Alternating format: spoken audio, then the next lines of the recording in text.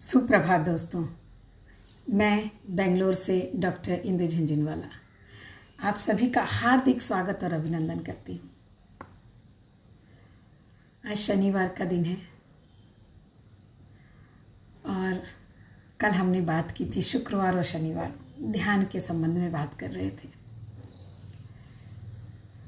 वास्तव में ये जो ध्यान शब्द है ना, ये बड़ा ही आज के युग में तो बड़ा ही गुमराह करने वाला सा है।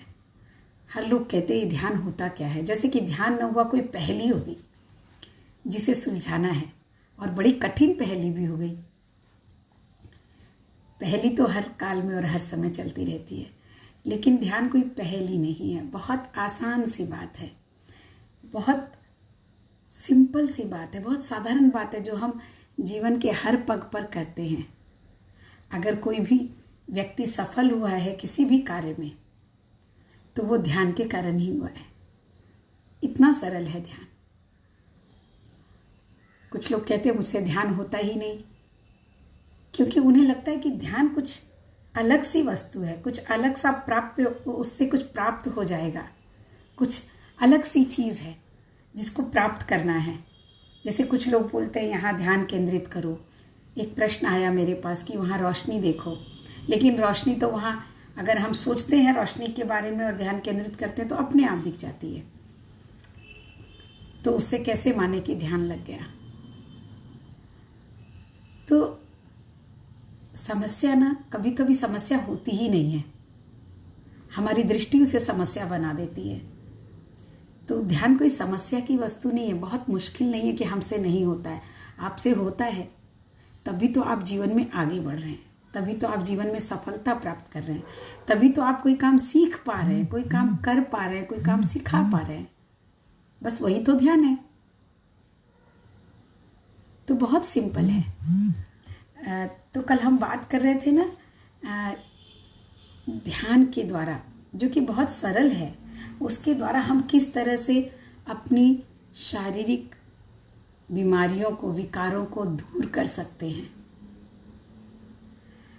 और इसके तहत मैं आप लोगों को मैंने बताया कि किस तरह से आप अपनी पूरी ऊर्जा को एक जगह एकत्रित करके और शरीर के उस हिस्से पर उस सारी ऊर्जा को टिका दो, वहाँ पर अपना ध्यान केंद्रित कर दो। तो उस ऊर्जा में इतनी शक्ति है कि वो वहाँ की टूट फूट को, वहाँ के विकार को ठीक करने लग जाती है। और ये बहुत आम सी बात है, इसके लिए हमने उदाहरण भी दिए थे। और आप प्रयास करेंगे तो धीरे धीरे आपको इसका निचोड़ मिलेगा, क्योंकि मैंने ये प्रयास किया है, मैंने ये प्रयोग किया है, और एक बार नहीं बहुत बार, और सफल हुई हूँ। तो ये बात थी शारीरिक बीमारियों की। अब थोड़ा सा ध्यान की प्रक्रिया में आगे बढ़ते हैं। मानसिक बीमारियों को किस तरह ठीक कर सकते हैं, इसके लिए पहले एक जो प्रक्रिया है ना, इसको समझना बहुत ज़रूरी है। और वो प्रक्रिया है हमारे पास क्या है वो जानना, हमारे पास कौन कौन सी शक्तियाँ हैं। और इस शक्तियों के लिए मैंने बात की थी कि हमारे पास जो शरीर है ना, सारी शक्तियों का केंद्र तो वही है।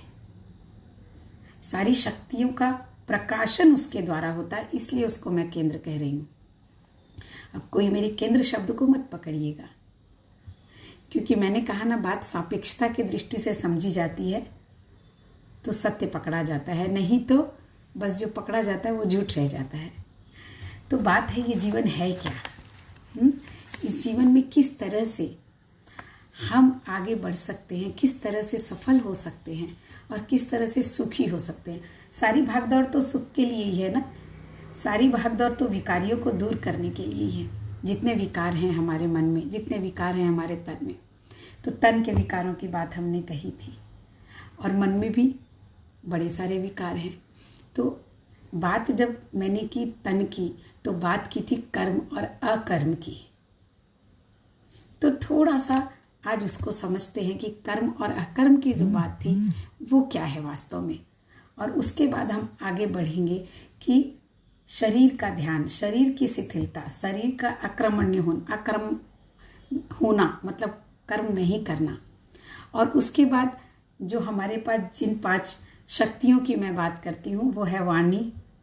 शरीर के बाद आता है वाणी, श्वास, मन, इस तरह से 5 है। और कर्म, तो कर्म ना मैं बोलती हूँ इन सब के साथ जुड़ा हुआ है, इसलिए कर्म को हम अलग रखते हैं। शरीर, मन, वाणी और श्वास, ये 4 चीज़ें हो गई। और इन 4 चीज़ों के द्वारा जो हम करते हैं ना, वो कर्म होता है, और नहीं करते हैं वो अकर्म हो जाता है। अब उस बात को थोड़ा सा गहराई से समझना पड़ेगा। तो बात हम शरीर की कर रहे थे, शरीर की अक्रमण्यता की। कर्म को हम सब जानते हैं और बहुत अच्छी तरह जानते हैं। सारे समय तो हम कुछ ना कुछ करते ही रहते हैं, खाली कौन बैठता है। और मैं कह रही हूँ कि खाली बैठना भी जानना है। हम कर्म को जानते हैं, अकर्म को नहीं जानते हैं। और वो अकर्म जो है ना, वो जब ध्यान बन जाता है तो वो अकर्म बनता है। अकर्म अर्थात कुछ नहीं करना। तो कुछ नहीं करना और खाली बैठ जाना, ये तो मानव का स्वभाव ही नहीं है। ये तो बड़ी विपरीत सी बात कह रही हूँ मैं। लेकिन अकर्म को समझना बहुत ज़रूरी है। कर्म को समझने के लिए मैं हमेशा कहती हूँ विपरीत को समझना बड़ा ज़रूरी है। तो अकर्म को कैसे समझेंगे? सारे दिन करते रहते हैं, थोड़ी देर खाली बैठे, कुछ ना करें। और कुछ ना करना मतलब कुछ भी नहीं करना का अर्थ ये है कि जो भी आप करते हैं, खाली तो बैठ ही नहीं सकते हैं, कुछ ना कुछ तो करना है। तो फिर अकर्म की स्थिति होगी कैसे? अकर्म की स्थिति ऐसे होगी कि जब हम खाली बैठेंगे और खाली बैठना चाहेंगे, तब हम उन चीज़ों को छोड़ना शुरू करेंगे जो नहीं करने योग्य है। क्योंकि अकर्म तो नहीं, अकर्मणीय तो बिल्कुल नहीं हो सकते। लेकिन अकर्म को करने के लिए, खाली बैठने के लिए जब हम उद्धृत होते हैं, तो वो सारी चीज़ें छूटने लगती है जो करणीय नहीं होती हैं। और जो करणीय नहीं होती हैं, वो जब छूटने लगती है, वो अक्रमण्यता की स्थिति सिर्फ उन कर्मों को हमारे साथ लेकर चलना शुरू कर देती है जो करणीय होते हैं। तो अपने आप जितने से फालतू सारे जितने काम हैं ना, वो छूटते चले जाते हैं। बहुत सारे काम हम फालतू करते हैं। अभी हम शरीर की बात कर रहे हैं, तो कल हमने शरीर की बात की थी, शरीर के ध्यान की बात की थी, शरीर को स्थिर करने की बात की थी, और वो अकर्म की बात बनी थी। तो हर समय तो आप स्थिर नहीं कर रख सकते, हर समय ध्यान में नहीं रह सकते। बहुत सुंदर सवाल है ये। लेकिन जब आप हर समय ध्यान में रहने का और अकर्म होने की कोशिश करते हैं, अक्रमण्यता की कोशिश करते हैं, उस समय क्या होता है कि वो कार्य छूटते चले जाते हैं जो नहीं करने योग्य होते हैं। क्योंकि हमें अक्रमण्य होना है, हो नहीं सकते, तो वो काम छोड़ते चले जाएं आप जीवन में जो नहीं करने योग्य हैं। तो अपने आप जो जितने से बच जाएंगे वो कर्म रह जाएगा, और वो कर्म शुद्ध कर्म रह जाएगा। वो कर्म जो करणीय है वो रह जाएगा। और जो करणीय होगा शरीर से, जब वो कर्म रह जाता है ना, तो ध्यान अपने आप लग जाता है। तब सिर्फ ध्यान ही, क्योंकि हमारे पास अगर एक ही दिशा है, जब बहुत सारे रास्ते होते हैं ना, तो हम इधर उधर भटकते होते हैं। लेकिन जब एक ही रास्ता बचता है तो सीधा चलते चले जाते हैं। वैसे ही जब कर्म निश्चित हो जाएगा, जो करणीय है सिर्फ वो बच जाएगा ना, तो बिल्कुल सीधा राजमार्ग बन जाएगा। और वो राजमार्ग अपने आप ध्यान का राजमार्ग बन जाता है। तो पहली बात तो ये थी। और अब हम थोड़ा सा आगे बढ़ते हैं। अकर्मक की बात जब हमने की, देह की बात की, तो कैसे वो होता है विदेह की बात। तो बड़ा सुंदर एक सूत्र है, विदेहा नाम देह, विदेहा नाम देह। ये शरीर, हम शरीर की बात कर रहे थे ना, तो शरीर में होते हुए भी शरीर में न होना, विदेहा मतलब बिना शरीर के। बिना शरीर के कैसे रहेंगे? शरीर में तो हैं हम, शरीर के साथ ही तो है। बड़ी विचित्र सी बातें हैं। ये शास्त्रों में बड़ा अजीब अजीब सा सूत्र लिख दिया गया है। तो विदेहा नाम देह, देह किसको कहते हैं? देह में होते हुए जब आप विदेही हो। एक बार मैंने राजा जनक की बात बताई थी, स्वर्ग जाने की बात, कि राजा जनक विदेही थे, इसलिए वो स्वर्ग चले गए, वो सशरीर स्वर्ग गए। तो वो कथा आज नहीं दोहराऊंगी। आज मैं बताऊंगी कि कृष्ण, आपने कृष्ण को बहुत पढ़ा है, बहुत समझा है, तो कृष्ण को जानते हैं। कृष्ण जो है देह में स्थित होकर भी विदेही थे। महावीर देह में होकर भी विदेही थे। कैसे थे दोनों? कृष्ण ने तो बहुत सारी स्त्रियों को भोगा है, कितनी पटरानियां थी उनकी, और वो राजा बने, कितना कुछ किया, वो विदेही कैसे हो सकते हैं? और महावीर के लिए कहा जाता है कि वो 30 साल तक अपने घर में ही थे। कहीं कहीं कहते हैं उन्होंने विवाह भी किया। तो वो लोग विदेही कैसे हो सकते हैं? विदेही का मतलब क्या है? बहुत सामान्य सा मतलब है उसका। विदेही का मतलब ये है कि आप देह में होते हुए भी अगर देह से लिपटे हुए नहीं हैं, देह के मोह में नहीं हैं, तो विदेही हो जाते हैं। राजा जनक का उदाहरण आप सबों को याद होगा कि जब स्वर्ग में देवताओं ने कहा, देवताओं के पास कुछ साधु महाराज आए कि जब इंद्र ने ये घोषणा कर दी थी कि जनक जो है विदेही स्वर्ग जाएंगे, तो साधुओं को बड़ा बुरा लगा था कि हम तो इतने सालों से तपस्या कर रहे हैं और हम सदैह स्वर्ग नहीं जा सकते, और जनक जो कि इतने बड़े राज्य को चला रहा है, भोग रहा है, उसे स्वर्ग जाने कैसे मिल सकता है। तो थोड़ा सा उस कहानी को दोहरा देती हूँ तो आपको बात समझ में आ जाएगी। तो बड़ा आनंद आया। इंद्र ने कहा कि चलो हमारे साथ, आज मिलते हैं जनक से। और वो 4-5 साधुओं को लेकर वेश बदल करके जनक के द्वार पर आ जाते हैं। जनक उनका स्वागत करते हैं और उसके बाद उन सबको यथोचित सम्मान दे करके एक जगह उन्हें एक भवन में ठहरा देते हैं। सबको अलग अलग भवन में ठहरा देते हैं। जब खाना खाने बैठते हैं तो खाने में नमक नहीं था, नमक डाला नहीं गया था। खाना खा, लेकिन जनक उतने ही स्वाद से उस खाने को खा रहे हैं जितने स्वाद से वो मिठाई खाते। लेकिन वो जब साधुओं ने जब वो पहला कौरी मुंह में डाला, अरे इसमें तो नमक ही नहीं है, बड़ा बेस्वाद खाना है, ऐसा कैसे खाना खिला सकते हैं आप अपने अतिथि को? बड़ा गुस्सा आया साधुओं को। जनक की ओर देखा, जनक ने उनकी ओर देखा, जनक तो बड़े स्वाद से खाते जा रहे थे। तो उन्हें लगा ये क्या है।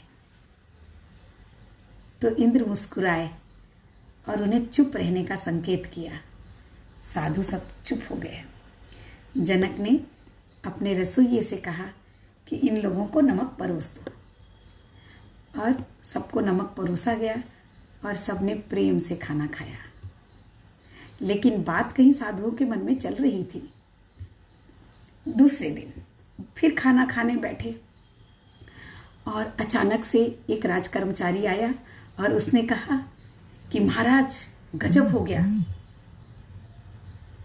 आपके महल में आग लग गई है, और आपके महल के साथ साथ जहाँ ये जिस भवन में ये साधु महाराज सब ठहरे थे उसमें भी आग लग गई है। किस तरह से उन्हें बचाया जाए? तो साधु अचानक चौंक गए। अरे हमारे पास तो 2 ही कपड़े थे, एक लुंगी सुखा के आया हूँ, वो भी जल जाएगी। हमारे पास तो थोड़ा सा सामान था, वो सारा जल जाएगा, तो हम कैसे रहेंगे? एकदम घबरा कर उठकर खड़े हो गए। जनक की ओर देखा, वो आराम से भोजन कर रहे थे। जनक ने इशारा किया, महाराज आप बैठ जाएं, आपको दूसरे सामान और मिल जाएंगे, चिंता न करें। तो साधु ने कहा, लेकिन महाराज आपका भवन भी तो जल रहा है, आप कहाँ रहेंगे? इतना विशाल, इतना ऐश्वर्य से भरा हुआ आपका भवन है। तो जनक ने कहा, महाराज आप चिंता न करें, वो तो खत्म होना ही था, वो मैं लेकर थोड़े ही आया था, वो मेरा थोड़े ही था, दूसरा भवन बन जाएगा, चिंता न करें। तो साधु महाराज बड़ा चकित हो जाते हैं। इंद्र फिर से मुस्कुराते हैं साधुओं को देख करके। साधुओं को बात समझ में आती नहीं है, ये हो क्या रहा है। वो लौटते हैं अपने भवन की ओर। इंद्र उनके साथ हैं। तो वो सोचने पर मजबूर हो जाते हैं। इंद्र से पूछते हैं कि आखिर ये माजरा क्या है। तो इंद्र ने कहा, आपको अभी भी समझ में नहीं आया महाराज कि किस तरह से जनक देह में होते हुए भी विदेही हैं। विदेही का अर्थ क्या हुआ कि उनमें न तो कोई मोह है, न राग है, न द्वेष है, और वो तत्वों को जानते हैं, वो सत्य को जानते हैं। उन्हें पता है कि जो चीज मिटने वाली है वो मिटने वाली है। भोजन वो शरीर के लिए कर रहे हैं, इस शरीर को जीवित रखने के लिए।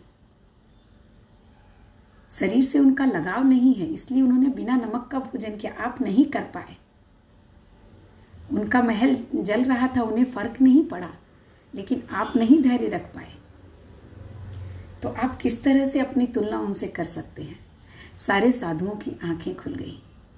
उन्हें बात समझ में आ गई और उन्होंने इंद्र को नतमस्तक किया और दरबार में जाकर के जनक के पैर छुए और कहा कि जनक, वास्तव में महाराज, जनक महाराज, आप सदेह होते हुए भी विदेही हैं। तो विदेह का अर्थ क्या होता है आप लोग अच्छे से समझ गए होंगे। तो कृष्ण और महावीर अगर वो औरतों के साथ थे, अगर वो अगर उन्होंने राज्य का सुख भोगा, अगर उन्होंने महलों का सुख भोगा, तो वो सुख उन्होंने भोगा ही नहीं, वो तो अपना कर्तव्य कर रहे थे।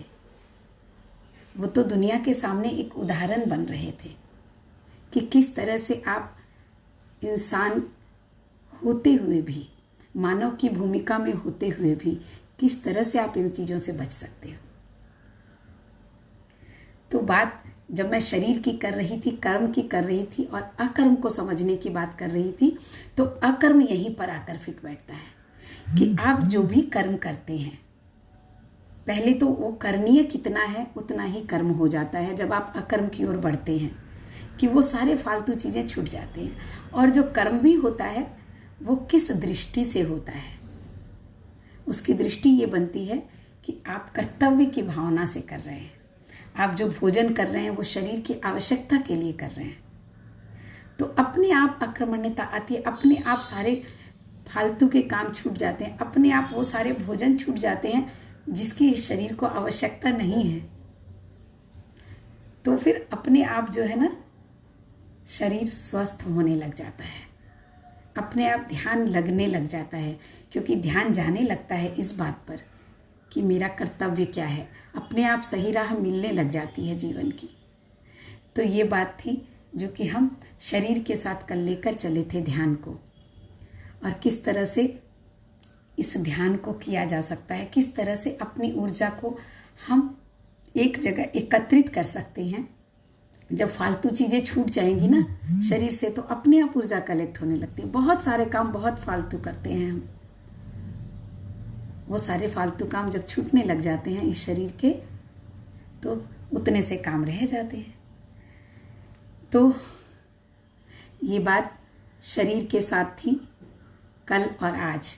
आज मैंने सोचा था कि मानसिक ध्यान की बात करेंगे, लेकिन मुझे लगा कि पहले हम शरीर की बात पूरी तरह से कर लें, पूरी तरह से समझ लें और पूरी तरह से इस ध्यान को समझ लें, शरीर के ध्यान को समझ लें, उसके कर्म और अकर्म को समझ लें।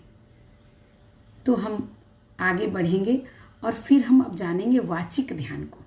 तो अगले बृहस्पतिवार को हम बात करेंगे वाचिक ध्यान के लिए, क्योंकि मैंने कहा 4 चीज़ें, जो 5 चीज़ें प्रमुख थी कर्म को हम साथ साथ लेकर चल रहे हैं। शरीर, मन, वचन और श्वास। तो श्वास का ध्यान तो हम कर रहे हैं, हम 15 दिन से कर रहे हैं, लेकिन उसके बारे में हम गहराई से जरूर जानेंगे।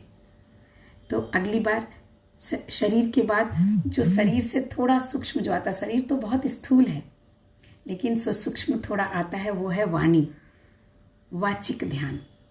तो अगले बृहस्पतिवार को वाचिक ध्यान के बारे में समझेंगे। और आज करते हैं हम फिर से शारीरिक ध्यान। देह से विदेह होने की बात तो कोई पल में नहीं हो सकती, क्षण में नहीं आ जाता ऐसा कुछ। एक अभ्यास की ज़रूरत होती है, एक सोच की दिशा को निर्धारित करने की ज़रूरत होती है, विचारों को निर्धारित करने की ज़रूरत होती है। और ये सारा जब हम वाचिक ध्यान से, जब हम मानसिक ध्यान की ओर जाएंगे ना, मन के ध्यान की ओर जाएंगे, तो उसके बाद उस विचारों के ध्यान की बात आएगी। और जब विचारों से निर्विचारता की ओर बढ़ते हैं ना, तो कुछ और भी घटित होता है जीवन में, जिसको अनुभव करेंगे हम। तो फिर से आज हम ध्यान की बात करें, और आज भी हम पहले शरीर की बात ही करते हैं, शरीर की बीमारियों को। कल बीच में ही मेरा मोबाइल मुझे पता नहीं किस तरह से ऑफ हो गया था, शायद वो भी ध्यान में चला गया था। तो आइए हम ध्यान करते हैं। अपनी आँखों को बंद कर लें।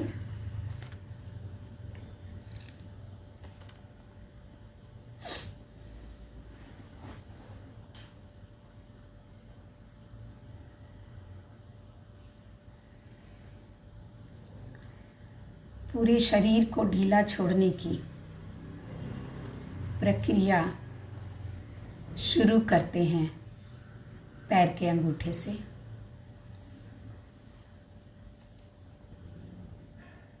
पैर के अंगूठे को बिल्कुल ढीला छोड़ दें।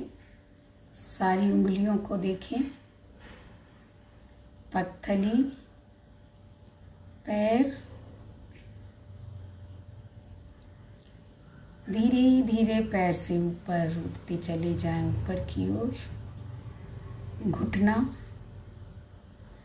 घुटने की बनावट, उसके अंदर की बनावट, उसके अंदर की क्रिया को महसूस करते हुए उसे ढीला छोड़ दें।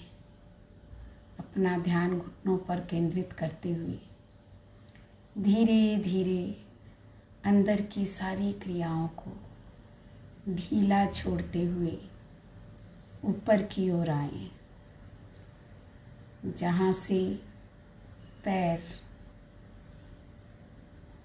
का जो शरीर के साथ जुड़ाव है उस स्थल तक आए। और धीरे धीरे देखें कि दोनों पैर बिल्कुल ढीले हो गए हैं, तनाव मुक्त हो गए हैं।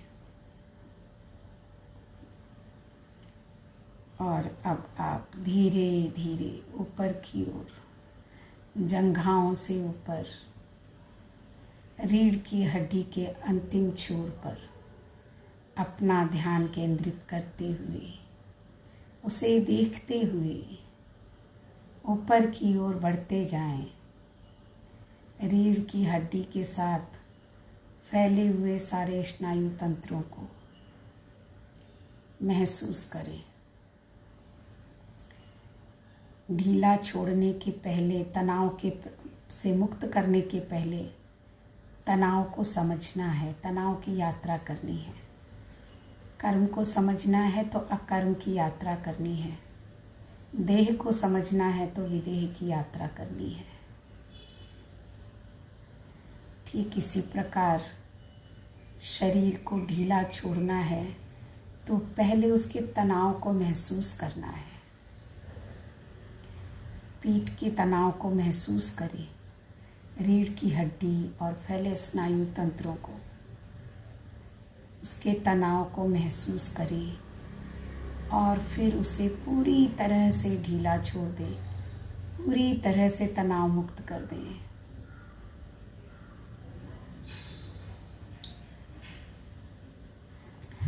अब हाथों की उंगलियां, हथेली, हाथ और धीरे धीरे ऊपर आते हुए कंधे तक दोनों हाथों के तनाव को महसूस करते हुए उसे ढीला छोड़ दें, पूरी तरह उसे तनाव मुक्त कर दें।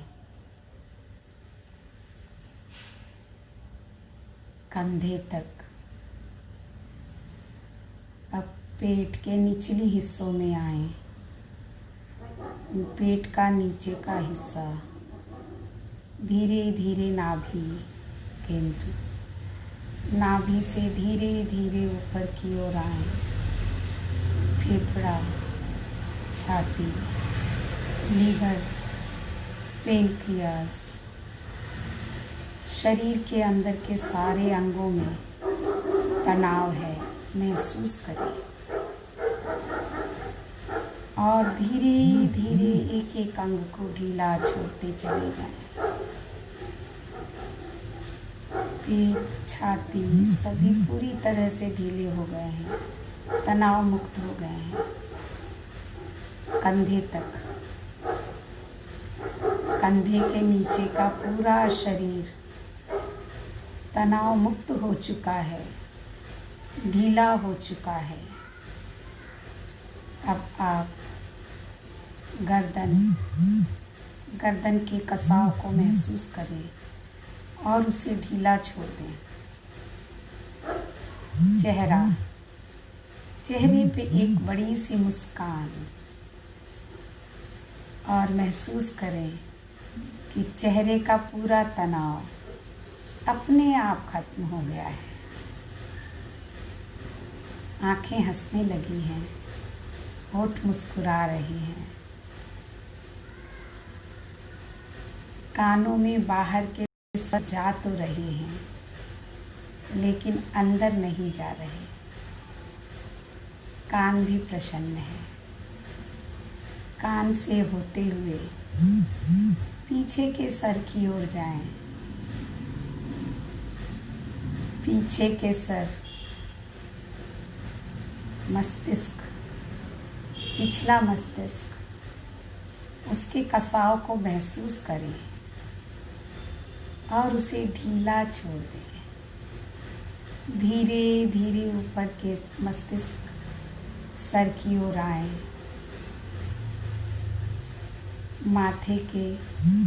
माथे में पड़े हुए बल को ढीला छोड़ दें, उसे तनाव मुक्त कर दें।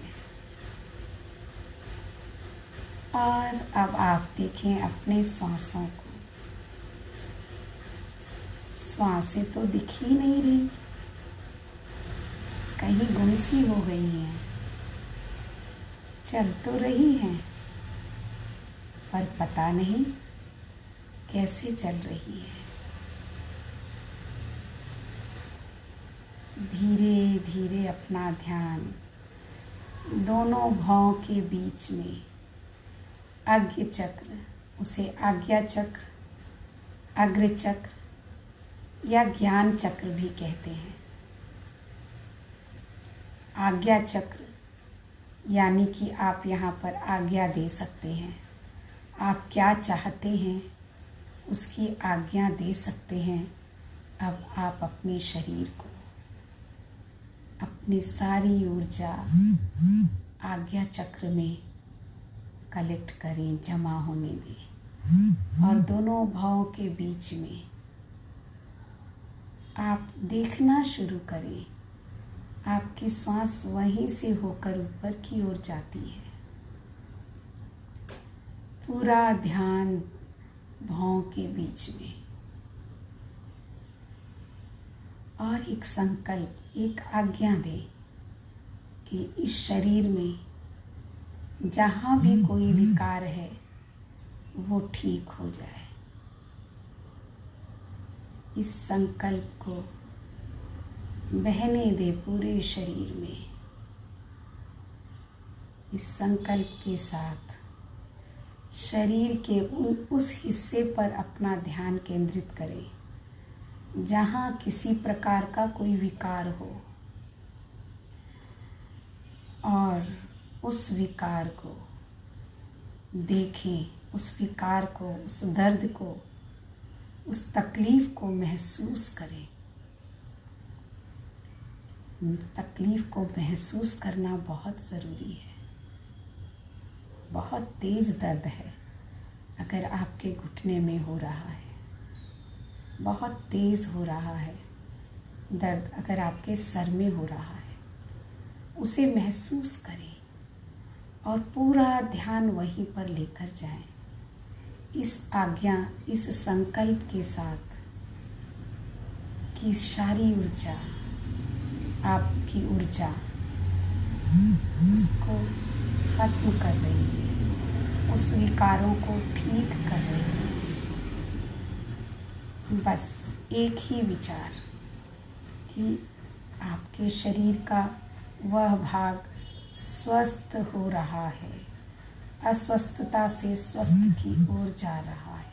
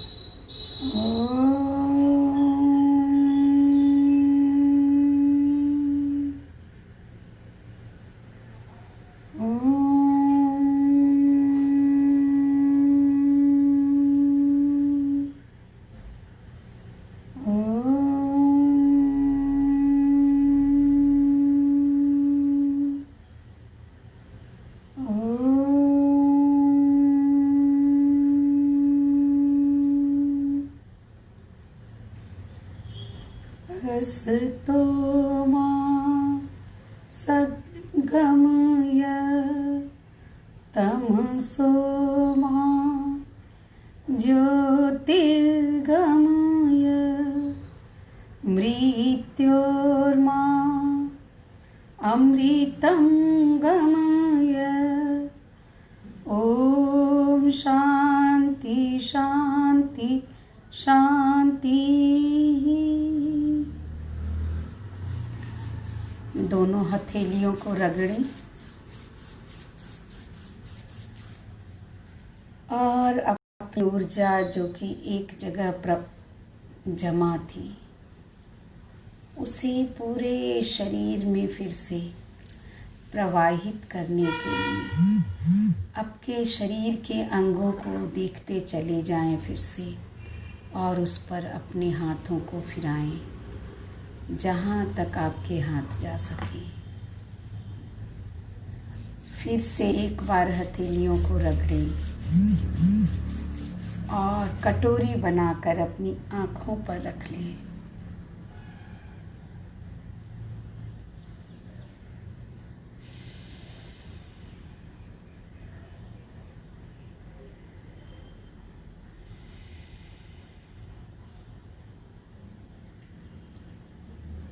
धीरे धीरे आँखों को खोलें। अगली बार मैं आप लोगों को ये भी बताऊंगी कि हम हाथ क्यों जोड़ते हैं, और बहुत सारी चीज़ें, बहुत सारी क्रियाएं जो हम करते हैं उसके पीछे क्या है, शरीर की क्रियाएं। ओम शांति। आप सभी का जीवन बहुत मंगलमय और बहुत शुभ हो। आपका आज का दिन। धन्यवाद।